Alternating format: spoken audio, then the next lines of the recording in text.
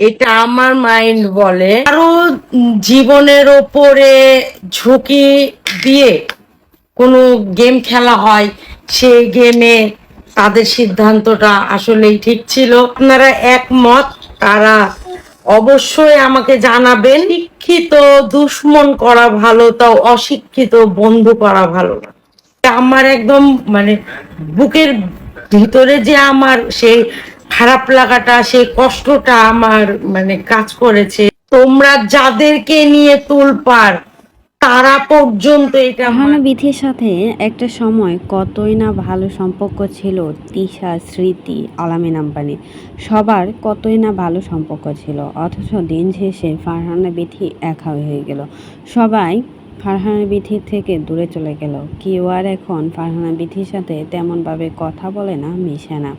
অথচ একের পর এক ফারহানা বিথিকে নিয়ে সমালোচনা শেষই হচ্ছে না। ফারহানা বিথিকে নিয়ে একের পর এক চাঞ্চল্যকর তথ্য তারা দিয়েই যাচ্ছে সোশ্যাল মিডিয়াতে। শিক্ষিত সূত্র থেকে নাকি মূর্খ বন্ধু অনেক খারাপ, যাতে করে তারা পিছন দিয়ে ছুরি মারে সেটা বুঝতেও পারবে না কেউ।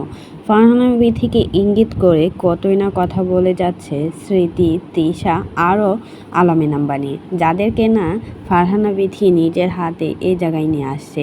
অথচ ফারহানা বিথির নামে বদনাম করতে একবারও কিন্তু পাবে না তারা।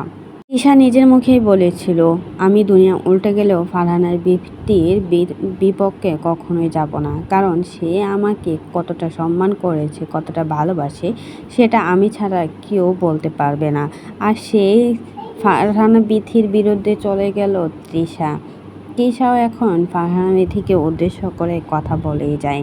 এদিকে ফারহানা বিথি বেচারি সবাইকে উঠিয়ে এখন নিজে সবার হাতে বাঁশ খাচ্ছে। একের পর এক সবাই ফারহানা বিথিকে বাঁশ দিয়ে যাচ্ছে। কিছুদিন আগে আলামিন আম্বানি তো লাইভে এসে যা তা বলল ফারহানা বিথিকে নিয়ে। আর এদিকে স্মৃতির কথা কি আর বলবো, স্মৃতি তো প্রতিনিয়ত ফারহানা বিথিকে কথা শুনিয়ে যায়। তাদের পেজ চলে গেলে ফারহানা বিথি নষ্ট করে দেয়। তাদের সব কিছুতেই ফারহানা বিথির নাকি প্রবলেম হয়ে থাকে, অথচ ফারহানা বিথির দ্বারাই কিন্তু আজকে এই জায়গায় আসতে পারছে।